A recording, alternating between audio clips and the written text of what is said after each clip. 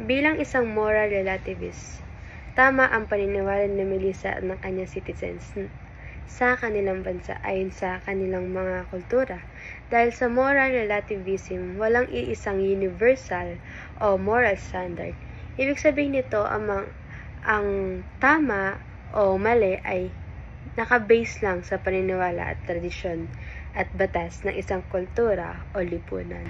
Bilang isang virtue ethicist, tama ito pero nakadepende kung ang euthanasia ay nagpapakita ng mga virtues tulad ng compassion, respeto at kabutihan.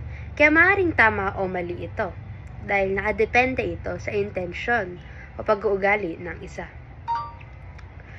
Kaya sa virtue ethics, hindi lang aksyon ang tinitignan dahil kundi pati na rin ang character and moral virtues na ipinapakita ng taong gumagawa.